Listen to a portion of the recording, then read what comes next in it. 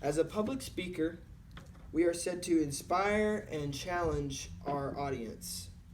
President John F. Kennedy, or JFK, our 35th president, gave his famous moon speech at Rice University, Houston, Texas, and did those exact things on September 12th, 1962.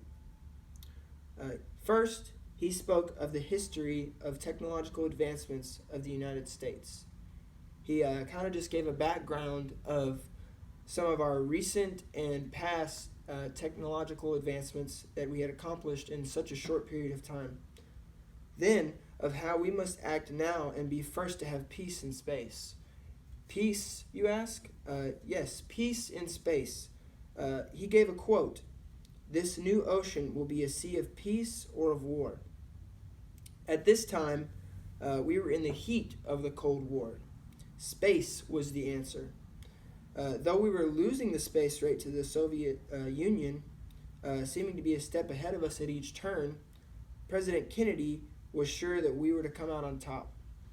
The Russians had already orbited the entire Earth, and also they had sent missiles and other satellites up into space into Earth's orbit. So we may have been behind, but President Kennedy assured us that we would win ultimately this space race. It may not be easy, but we would do it. Kennedy was speaking to encourage and to tell the world that we haven't given up and we will come out on top. JFK was not only addressing the company present at Rice University, but he was also calling out the American people to believe and to know that we would go to the moon, not sometime in the future, but in this decade that he was speaking. He went on to say a very, very famous quote that people often know as John F. Kennedy. I will give it to you now. "We choose to go to the moon in this decade and do the other things, not because they are easy, but because they are hard." And America has a history of doing the hard things. We came to a new place and conquered it because it may not have been easy, but it was what we needed to do, and we did that. He stood and spoke with strength, addressing the crowd from a high podium. As a new speaker myself, I was able to learn that being confident and comfortable will help your audience be the same, confident and comfortable, and it'll make it to where it's easier for them to understand what you're talking about.